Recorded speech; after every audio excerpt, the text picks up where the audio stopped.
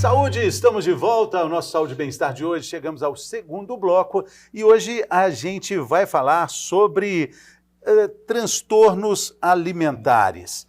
Muito mais comum do que a gente imagina, existem causas diferentes, existem tipos de transtornos diferentes. E para falar sobre isso, a gente tem mais uma vez aqui conosco o Dr. Rodrigo Huguet.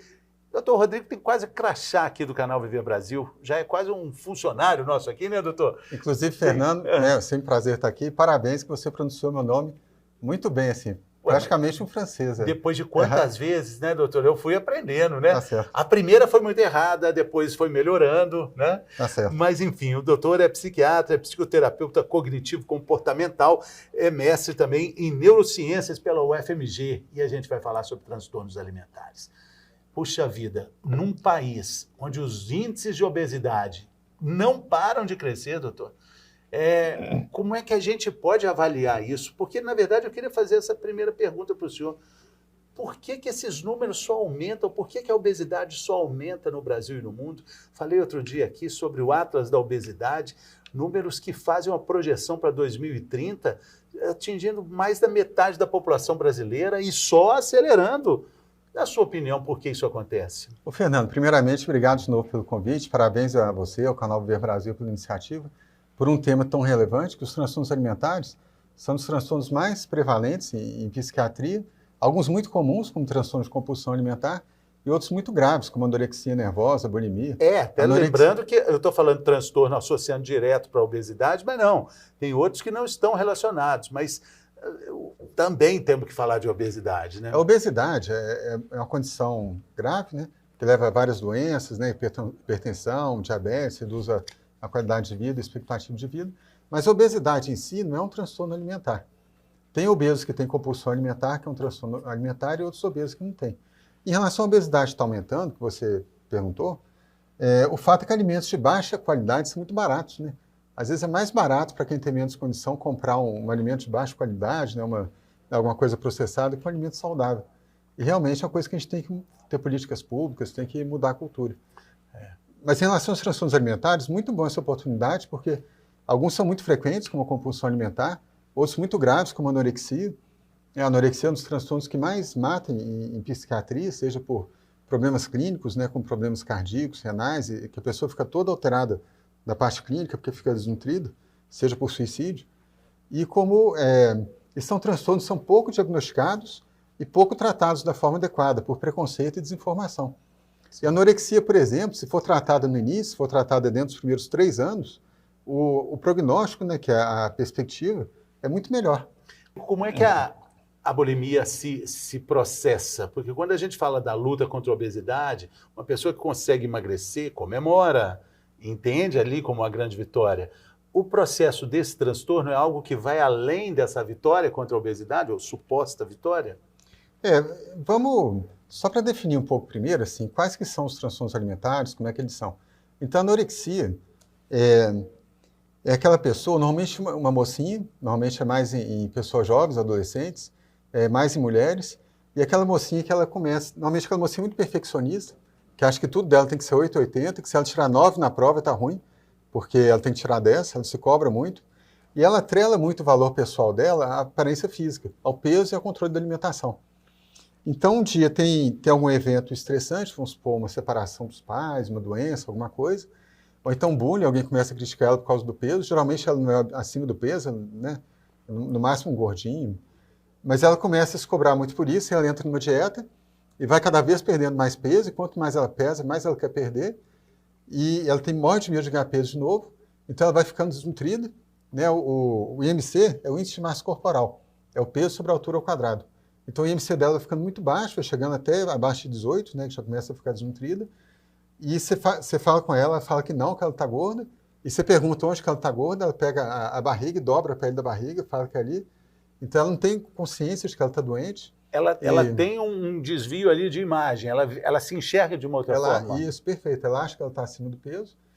E se deixar, ela está satisfeita com essa condição. E se deixar, ela vai perdendo peso até morrer. Ela não tem essa fome física, orgânica? Ela até tem a fome, mas ela não tem a vontade de comer. E depois que a pessoa tem anorexia, né, essa pergunta sua é muito pertinente, porque depois que ela tem anorexia, ela perde um pouco o apetite também. A anorexia se perpetua, o cérebro fica mais rígido, começa a ficar mais sistemático, a alimentação fica mais sistemática, começa a precisar de menos alimentos, começa a ficar menos flexível.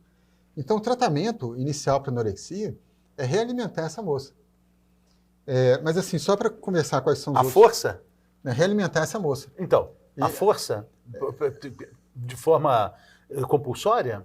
Pois eventualmente sim. Em alguns casos pode ser necessário que sim. Se ela tiver um caso, se ela estiver muito grave, se for uma moça que estiver perdendo peso rápido demais, muito desnutrida, vomitando muito, porque às vezes elas provocam vômitos também, se não estiver, né, seguindo o tratamento, se tiver com alterações clínicas, né, às vezes o potássio está baixo, o sódio, está com problema do coração, está com pressão baixa, está com glicose baixa, pode ter que ficar internado.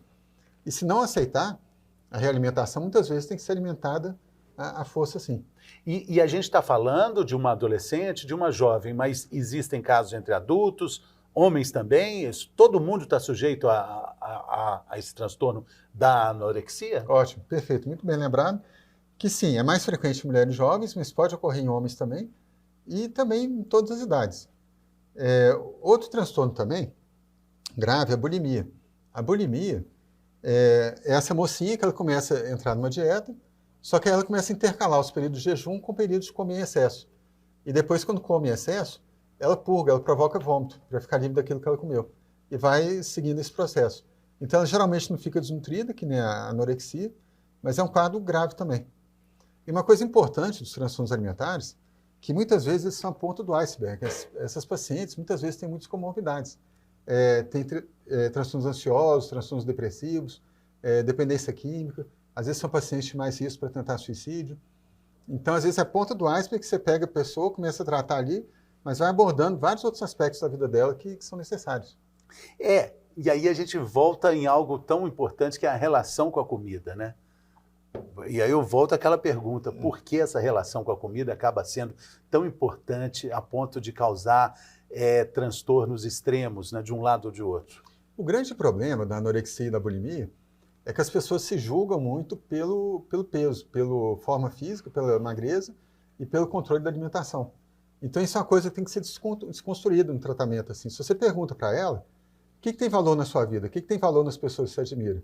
Ela vai falar que não é isso, vai falar que o que tem valor é a capacidade de dar e receber amor, a capacidade de ser um bom filho, um bom pai, um bom companheiro, um bom amigo, capacidade de contribuir para a comunidade que ela vive. Mas ela acaba operando, vivendo, como se o mais importante na vida dela fosse a forma física, o que não é de forma alguma. Mas ela consegue externar isso? São pacientes muito difíceis, são tratamentos muito difíceis da anorexia. Normalmente são tratamentos multidisciplinares, que precisam de vários profissionais, vai ter um tratamento com psiquiatra, com psicólogo, com nutricionista, com endocrinologista, alguém para olhar a parte clínica. E tem que ser profissionais que trabalhem juntos. Então, quando eu recebo um caso grave de anorexia, eu faço contato com cada um dos profissionais que trata dela, com o psicólogo, com o nutrólogo, o endocrinologista, monta um grupo de WhatsApp sobre a paciente, a gente marca um horário, a gente discute o caso, a gente traça estratégias comuns, porque não adianta, né, ter um monte de gente tratando e cada um está com uma orientação diferente. Outro dia a gente estava discutindo sobre o diagnóstico da obesidade como doença, que poderia ser feito com mais frequência por médicos de diferentes especialidades. Um oculista, por exemplo, pode diagnosticar a obesidade, né? Um ortopedista, porque ele vê aquele problema, e isso não acontece com muita frequência. Com a anorexia, a bulimia, isso deve ser até mais preocupante, porque o médico, talvez ele não tenha uma atenção necessária para isso, né, doutor? Eu fico muito feliz de trazer esse tema aqui, porque as pessoas realmente não sabem diagnosticar, não sabem tratar a anorexia e tem muito preconceito, ficar achando que vai melhorar só com força de vontade. É interessante falar em obesidade, porque é um transtorno alimentar comum na obesidade, que não são todos os obesos que têm, mas é frequente. Deixando claro, nem todo obeso é compulsivo, né? Nem todo obeso tem compulsão alimentar. É uma doença multifatorial, né? Verdade. Mas os obesos que têm compulsão alimentar, o que é compulsão alimentar? A pessoa tem um período que ela come de forma descontrolada, mais que as pessoas comem normalmente, um período circunscrito, geralmente em torno de 2 horas. Ela tem essa sensação de perda de controle, ela fica com vergonha pelo tanto que ela comeu, fica se sentindo culpada, ela come escondido, porque tem vergonha dos outros verem, come muito rápido, fica cheio e mesmo assim continua comendo. Então, por exemplo, aquela moça que vai lá numa loja normalmente uma loja de conveniência, aí compra uma promoção, né? Vamos supor, promoção de Kit Kat, aí leva para o carro, aí come aquilo tudo correndo, escondido, e depois que morrendo de vergonha, então aquela mãe de família que de noite vai para a despensa, pega o chocolate lá que tinha guardado para os meninos, come tudo escondido, rápido, come angustiado. E é diferente da bulimia, porque na bulimia tem a purgação, na bulimia se provoca vômitos. E a compulsão alimentar é importante, porque o obeso que tem compulsão alimentar, ele é o obeso mais doente do que o obeso que não tem compulsão alimentar. Ele tem mais ansiedade, tem mais depressão, tem mais problemas de dependência de substância. Não quer dizer que vai ter necessariamente, mas tem mais chance de ter. Ele é mais angustiado, né? Porque o comer dele é mais angustiado. E, doutor, não, por favor, pode contar. Tem mais doenças clínicas também. Isso. Eu queria te perguntar o seguinte, esse obeso, quando ele luta contra a balança ali, quando ele enfrenta o regime, para ele vai ser mais difícil conviver com isso? Porque se a gente imaginar que tem ali um buraco para ser preenchido, que ele está momentaneamente preenchendo com a comida, quando ele tira isso, o que ele vai colocar ali? Que vazio vai ser? Como esse vazio acaba sendo preenchido? Pois é, o que eu reforço muito com meus pacientes, né, eu trabalho no ambulatório do IPSENG, de transtornos alimentares, e o nosso foco lá não é o tratamento da obesidade, isso é mais com os endocrinologistas. Mas a gente atende muito paciente com compulsão alimentar, que são obesos, muitas vezes, e que a gente trabalha para ajudar eles a ter um peso mais saudável também. A principal coisa, uma coisa importante com eles, é eles aprenderem a não se desqualificarem por causa do peso.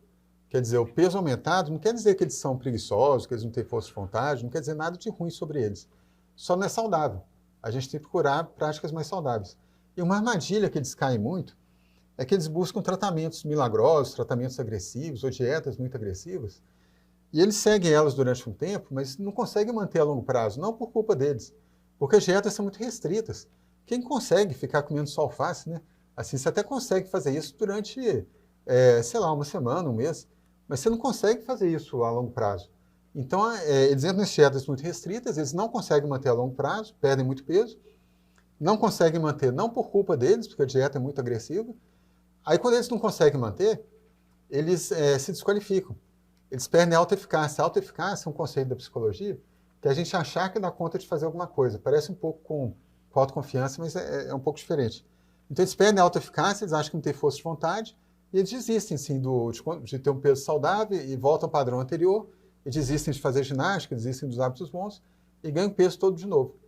Então, o que eu foco muito sempre com os pacientes lá é mudança de hábitos, ter hábitos mais saudáveis. Assim. Em vez de fazer essas mudanças radicais, de fazer pequenas mudanças na alimentação, pequenas mudanças assim, na rotina para ter mais atividade física. Sim, e tem aquele conceito de que menos é mais também, né? Às vezes 10% de eliminação do peso já tem um resultado fantástico, só 10%. Às vezes eles ficam impacientes porque eles fazem algumas mudanças e não perdem peso rápido.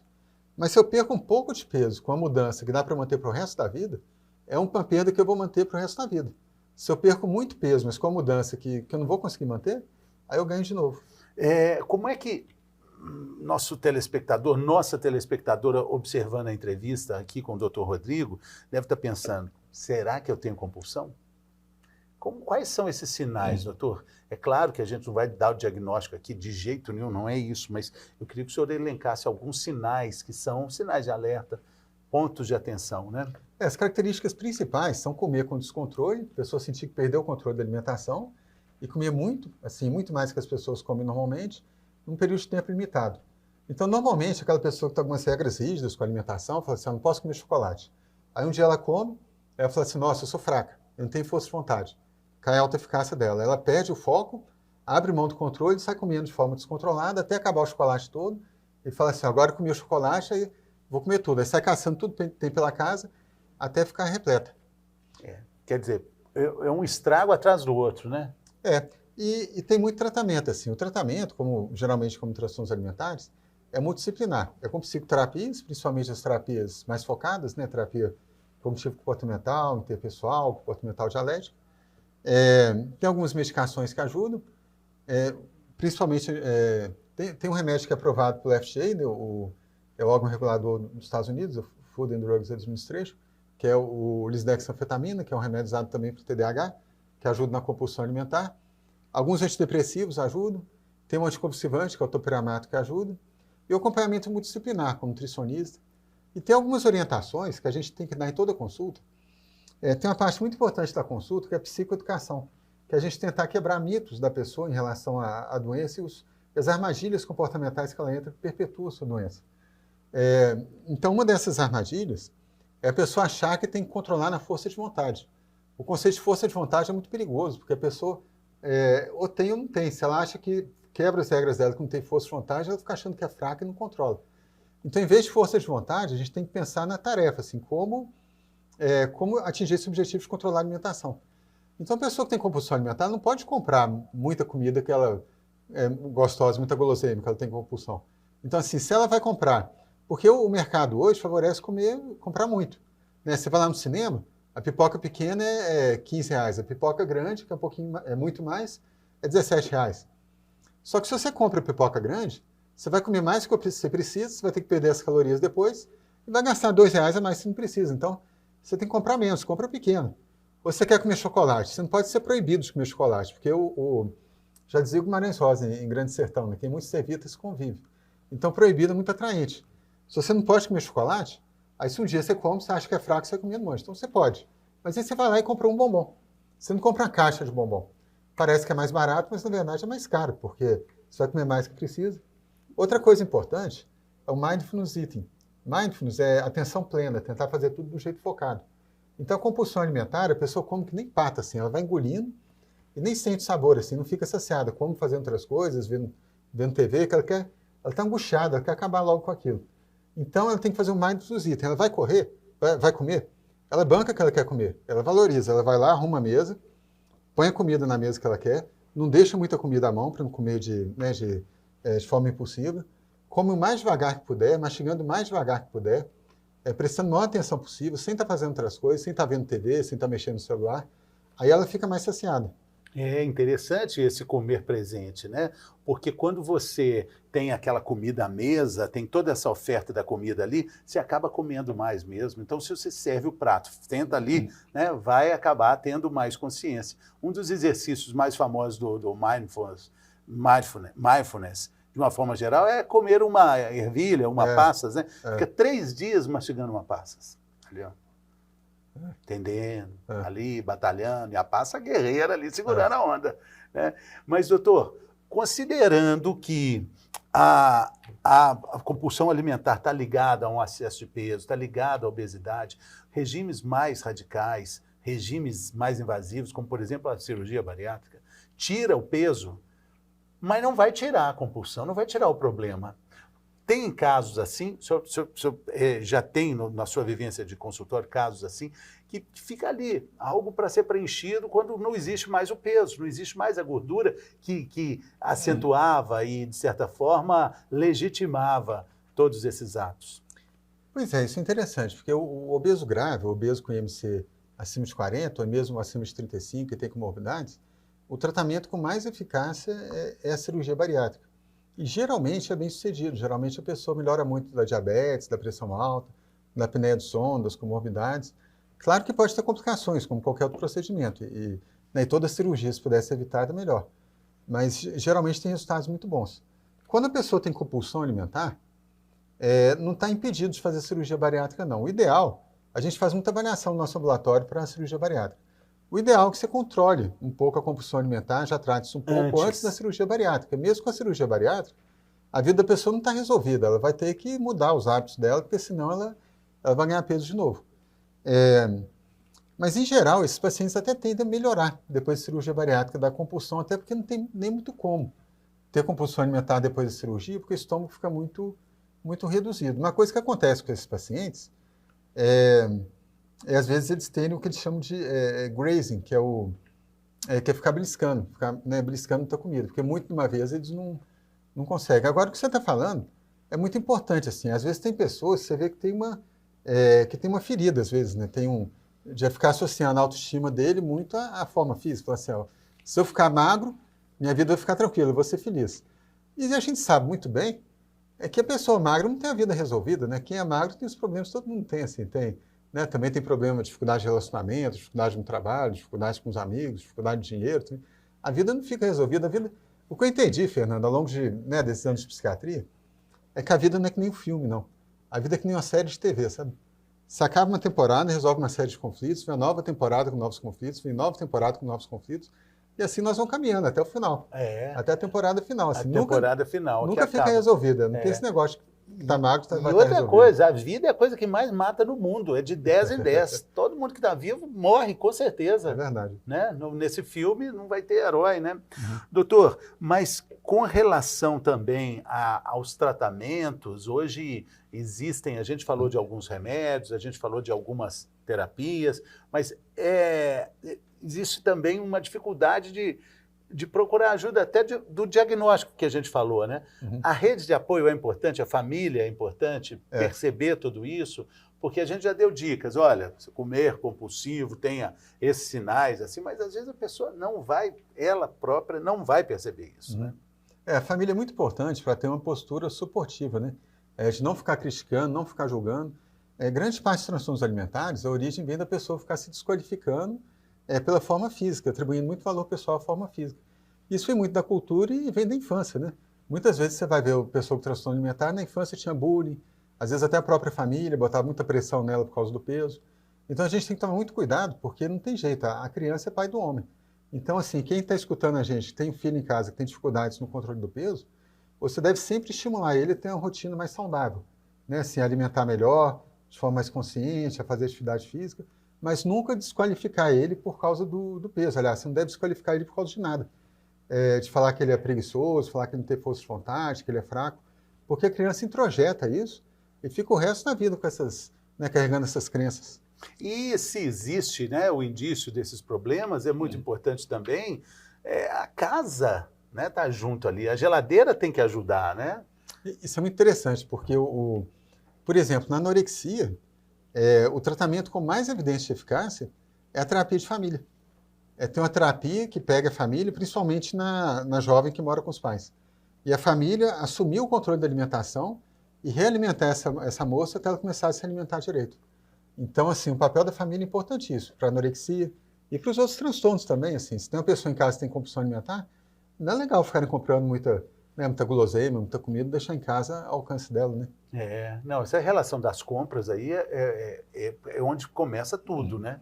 É onde começa, né? Outro dia vi alguém falando, olha, eu tenho que comprar doce, chocolate, essas guloseimas, porque eu tenho criança em casa. Oi? Na verdade, deveria não comprar por causa disso, né? Em relação a tudo na vida, a gente é ambivalente.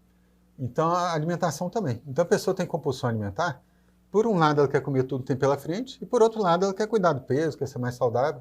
Então, se não tiver muita comida à mão, ajuda, porque aí se ela quiser comprar alguma coisa, ela tem que sair, tem que comprar de novo. Aí já dá tempo dela pensar no assunto, dela refletir. Aí já ajuda, não é que vai evitar. Não tem como obrigar alguém a mudar de hábitos. No fundo, depende da pessoa querer mudar, mas ajuda. Exatamente. Aquela piadinha, né? Fala assim, água com limão de manhã emagrece? Emagrece se o limão estiver a 6 quilômetros da sua casa, você tem que ir buscar para pegar e colocar na água, né? Ótimo. Porque os números, olha só aqui que a gente tem, 5% da população do Brasil sofre com algum tipo de transtorno alimentar. 5%. 10 milhões de brasileiras e brasileiros. Muita gente. É verdade. Então, tem muita gente que nem sabe, né, doutor? É verdade. É pouco diagnosticado, é pouco tratado da forma adequada. E a anorexia, quando é caso de internação, geralmente tem que ser internado em um hospital clínico, porque é uma paciente grave clinicamente, que pode morrer, que quando é realimentada, se está muito desnutrida, ela pode ter um problema que chama síndrome da realimentação, que pode perder potássio, perder magnésio, perder sódio, pode ter uma arritmia, pode inclusive falecer. Então tem que ir para o hospital clínico, que tem o suporte da psiquiatria e da psicologia. É um trabalho passo a passo ali, né? Um ambulatório dificílimo, né? É um trabalho multidisciplinar. Exatamente. E aí a gente está falando, né, dessa importância da rede de apoio, a importância de estar ali procurando, né, minimizar esses sintomas, né? Outro dia eu ouvi o depoimento de alguém com transtorno alimentar dizendo, olha, eu chego na festa, todo mundo enxerga e tem uma bandeja de pastel. Todo mundo enxerga um pastel. Eu enxergo a bandeja. Eu quero comer a bandeja. É triste isso, né? Acho que foi não sei se foi o Shakespeare que falou, que a dor do outro é muito bem tolerada, né? Quer dizer, é muito fácil, né, falar para a pessoa, às vezes, que tem que controlar, que tem que... Mas cada um sabe a dificuldade dele. Às vezes eu estou conversando com meus pacientes, eu estou passando orientações, e eu estou vendo que ele está olhando para mim e está pensando assim, doutor, para você é fácil, né? E eu sempre falo com ele, olha, você tem razão, é mais fácil falar do que fazer, né? Mas, né, você está certo, mas nós vamos caminhando, nós vamos achando caminhos aí. Eu acho que a gente deu algumas pistas aqui interessantes para a questão da família, não estigmatizar isso desde criança. Essa é uma questão que tem que ser tratada com cuidado, porque a gente fala dos números da obesidade, mas é importante falar da obesidade infantil, também crescendo absurdamente, né? E ali é a porta de entrada para muitos problemas, né? É verdade. Da obesidade infantil, né, doutor? Eu sempre reforço com os pacientes a questão também da atividade física, de tentar botar na rotina, né? Por exemplo, eu gosto de caminhar, eu sei que você gosta também. Essa semana eu não vou ter tempo de ir para academia. Mas, por exemplo, eu vim para cá andando. Andando. Então, Santa Efigênia, né? Só vem, sai ali, pega o quê? Peguei a Gramogol, direto para a Gramogol. Então, assim, você põe nessa rotina, assim, é o tempo que eu tinha, aproveitei. Não é nada, eu já fiz aí 1 hora de caminhada hoje. Pois é, o que eu vou fazer hoje. Eu vou voltar, eu vou fazer, como eu não fiz ginástica, hoje eu vou subir a contorno. Até Milton Campos, depois desço. Ah, pois é, então, exercício bom. Tá bom? Então, você chega num prédio, em vez de pegar o elevador, sobe a escada. Só exercício. Exatamente. Bom, doutor Ruguet, muito obrigado. Valeu demais. Volte sempre. Em breve o senhor está aí de novo aí com a gente. Obrigado, Fernando. Valeu, com certeza. Muito obrigado também pela sua companhia. Olha só, o nosso WhatsApp para você mandar aí suas dicas, sugestões, é o 31997915990. Até a próxima. Saúde!